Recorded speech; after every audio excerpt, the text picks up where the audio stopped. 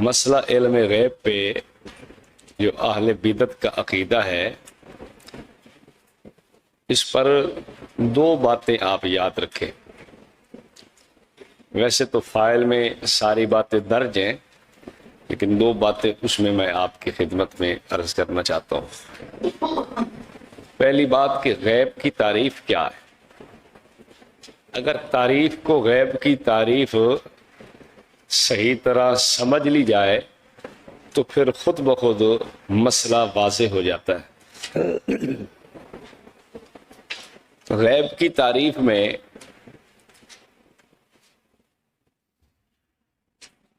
قاضی بیضاوی اور دیگر علماء نے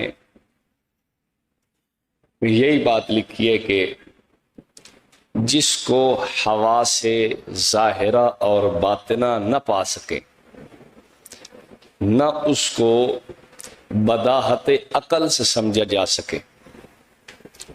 اب آپ خود سوچیں کہ حواس کچھ ظاہری ہوتے ہیں، ایک چیز کو آپ چکھ کے محسوس کرتے ہیں کہ یہ کڑوی ہے، میٹھی ہے، تو یہ کوئی غیب تو نہیں۔ ایک چیز کو آپ سونگھنے سے محسوس کرتے ہیں، یہ بھی غیب نہیں۔ ایک چیز کو آپ ہاتھ لگا کے محسوس کرتے ہیں، یہ بھی غیب نہیں۔ ایک چیز کو آپ آنکھ سے دیکھ رہے ہیں، یہ بھی غیب نہیں۔ آپ دماغ سے سوچ رہے ہیں اور اس کو آپ نے سمجھ لیا، تو یہ بھی غیب نہیں ہے۔ آپ کی عقل کوئی چیز سمجھ لیتی ہے، یہ بھی غیب نہیں ہے۔ تو غیب اس کو کہتے ہیں کہ جو حواس ظاہرہ اور باطنہ سے حاصل نہ ہو۔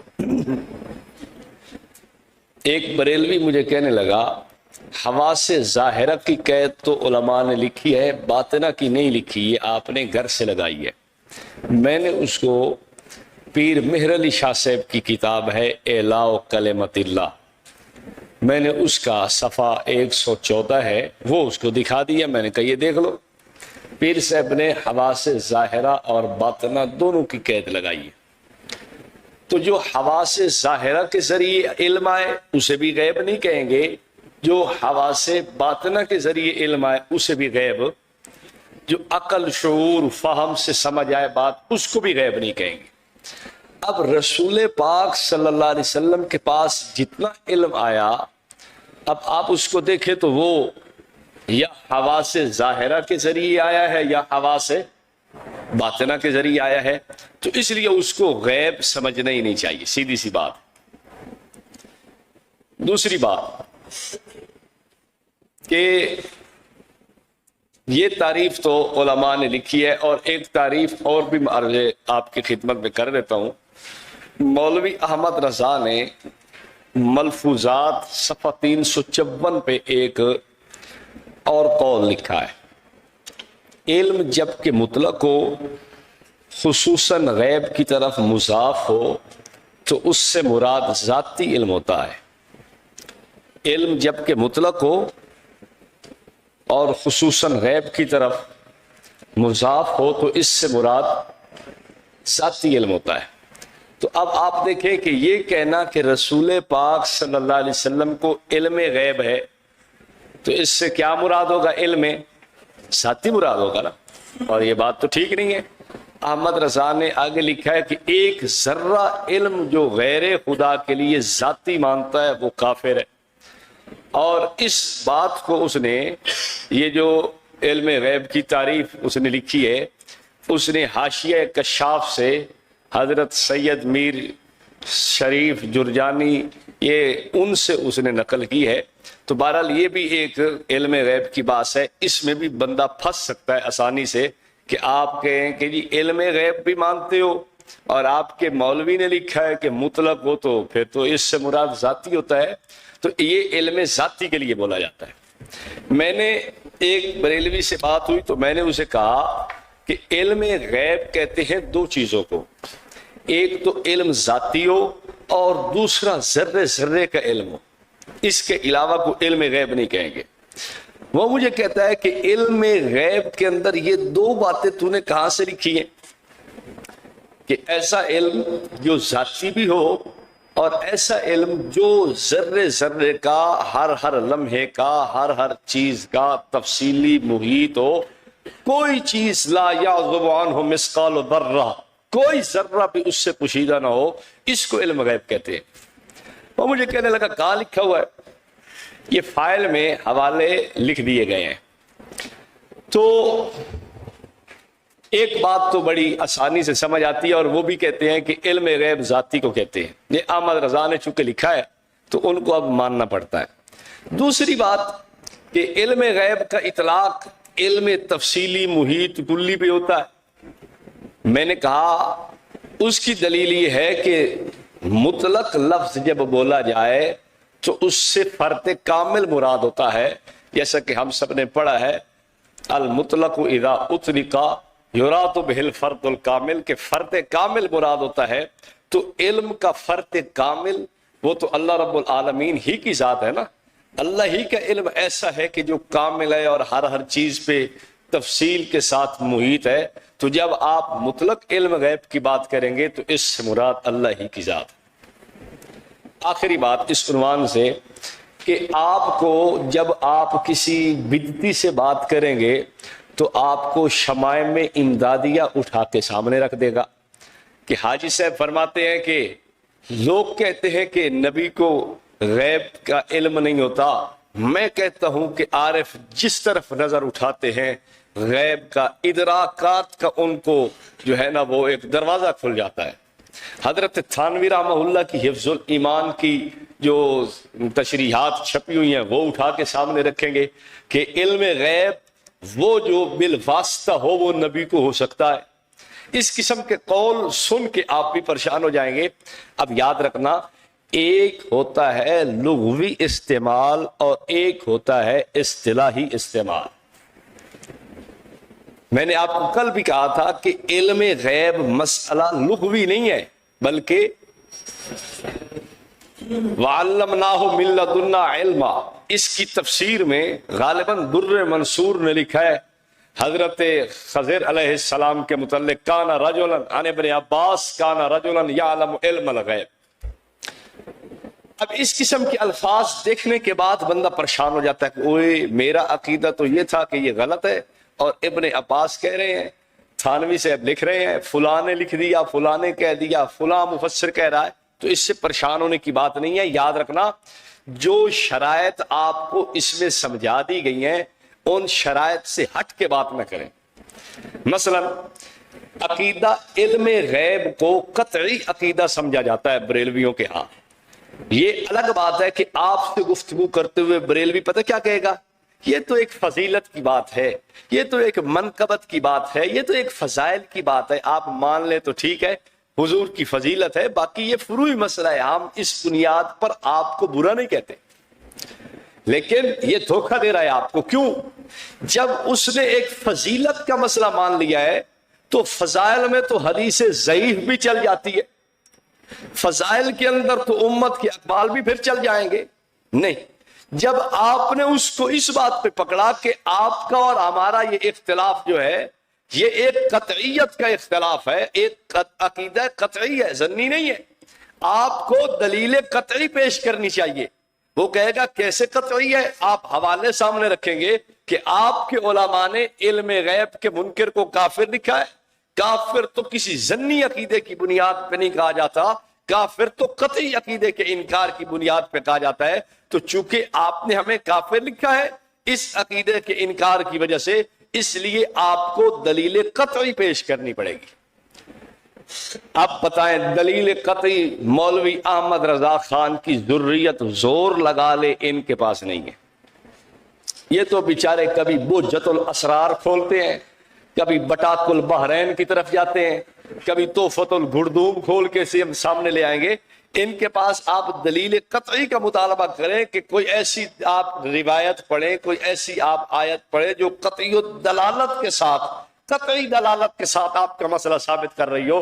انشاءاللہ زہر کا پیالہ تو پینا اس کے لیے آسان ہے، آپ کے سامنے ٹھہرنا مشکل ہے۔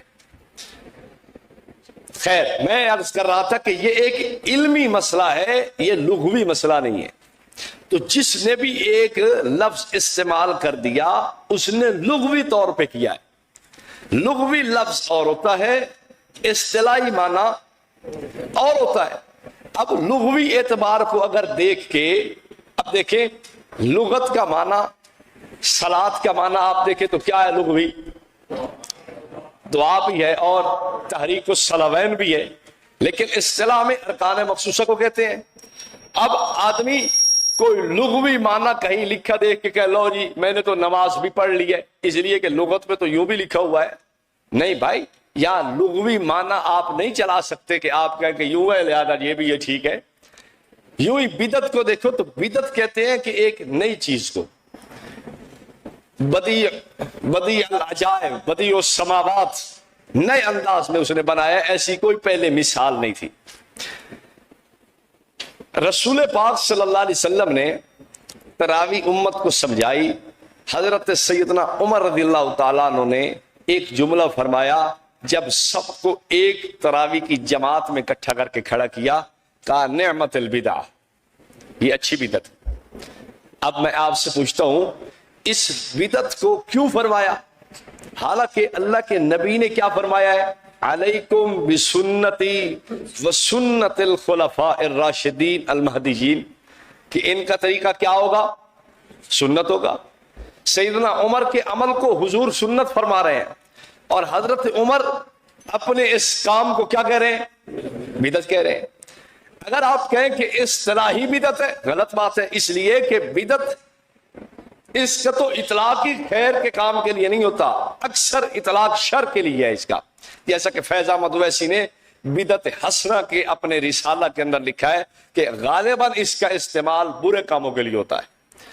بدعت کو برے کاموں کے لیے استعمال کیا جاتا ہے. اب آپ سے میں پوچھتا ہوں کہ حضرت عمر نے جو بدعت کا کیوں کہا؟ حضرت عمر نے اس کو بدعت نہیں سمجھا، نہ یہ بدعت ہے. حضرت عمر نے اس لفظ کا استعمال لغوی طور پر کیا ہے، اور لغوی طور پر ایک چیز کا ہونا یہ الگ بات ہے، اصطلاحی ہونا نہ ہونا یہ ایک الگ مسئلہ ہے. تو جن بزرگوں نے لفظ علم غیب کا اطلاق یا استعمال کہیں کیا ہے تو وہ صرف لغت کے اعتبار سے. اب آپ دیکھیں کہ علم کہتے ہیں لغت میں جاننے کو، غیب کہتے ہیں پوشیدہ چیز کو. تو اگر 1 2 4 5 10 20 100 50 اگر کوئی باتیں بندہ جانتا ہو تو لغوی اعتبار سے اس پہ کہیں گے نا کہ اس کو علم غیب ہے. کیوں جی؟ لغت میں جاننے کو علم کہتے ہیں، غیب چھپی ہوئی بات کو کہتے ہیں، ما غاب عن العباد، جو بندوں سے غیب ہے. اب لغوی طور پر تو ٹھیک ہے لیکن اصطلاحاً یہ درست نہیں ہے. تو جن بزرگوں نے یہ لفظ لکھے ہیں وہ لغوی اعتبار سے. اب آپ ایک سوال اٹھائیں گے کہ اہل بدعت بھی یہی کہیں گے کہ ہم لغوی طور پہ بول رہے ہیں. دیکھیں اہل بدعت کا جہاں تک معاملہ ہے ان کے فتاوی میں بات موجود ہے کہ رسول پاک صلی اللہ علیہ وسلم کے علم کی انہوں نے یہاں تک حد لکھی ہے کہ آپ کے علم مبارک سے کوئی بندہ ذرہ برابر علم کا انکار کرے کہ فلاں چیز کا حضور کو علم نہیں ہے تو بریلوی علماء کی تحقیق یہ ہے کہ ایسا شخص عقیدہ کفریہ کی وجہ سے دائرہ اسلام سے خارج ہے. وہ تو ایک اصطلاحی علم غیب مان رہے ہیں جس کو میں کہہ رہا تھا کہ وہ کلی ہوتا ہے، وہ ذاتی بھی ہوتا ہے، وہ غیر متناہی بھی ہوتا ہے، وہ اصطلاحی مانتا ہے. اور میں نے اس پہ کل آپ کو حوالے پیش کیا ہے کہ یہ اصطلاحی علم غیب کا قائل ہے، لغوی کا نہیں. اصطلاحی علم غیب ذاتی بھی ہو اور غیر متناہی بھی ہو. آپ کہیں گے کہ ہمارے علماء نے تو کہا ہے کہ وہ بعض مانتے ہیں. یاد رکھنا اصل میں باطل ہر قسم کا اس کی ذہنیت 2 طرز پہ ہوتی ہے، ایک اپنوں کے لیے ایک پرایوں کے لیے. کیا ہوگا کہ جب وہ وَإِذَا لَقُوا الَّذِينَ آمَنُوا قَالُوا آمَنَّا وَإِذَا خَلَوْا إِلَىٰ شَيَاطِينِهِمْ قَالُوا إِنَّا مَعَكُمْ إِنَّمَا نَحْنُ مُسْتَهْزِئُونَ. اور ادھر کیوں گئے تھے؟ اور ہم تو تمہارے ساتھ ہیں، ہم ان سے مذاق کرنے کے لیے گئے تھے. دشمن ہم سے ملے گا عقیدہ اور بتائے گا، جو اپنے چیلوں میں بیٹھے گا پھر اور بتائے گا، ہمیں بتاتے رہے کہ ہم تو بعض مانتے ہیں، ہم تو بعض مانتے ہیں، لیکن جب اپنے چیلوں میں بیٹھے تو پھر کہنے لگے تیرے تو وصف عیب تنائی سے ہیں بری، آپ کے اوصاف کو میں متنائی نہیں کہتا۔ پھر یوں کہنے لگے دولت المکیہ کے اندر کہ نہیں نہیں حضرت، یہ کہنا کہ آپ کا علم مقدار میں خدا کے علم کی مقدار کے اندر برابر ہے اور اس کو کوئی جرم کہے تو یہ غلط کہہ رہا ہے، ملا علی قاری کے فتوے کی کوئی اہمیت نہیں، ہم نہیں مانتے۔ اب ہمیں کہنے لگے کہ باس مانتے ہیں۔ ہمارے بزرگوں نے ان کی باتوں پہ اعتبار کیا کہ وہ جو کہہ رہے ہیں کہ باس مانتے ہیں لہذا بس باس ہی ہے نا، پھر کیا ہو گیا؟ لیکن حقیقت کیا تھی کہ یہ لوگ دھوکہ دے کے کل مان رہے تھے۔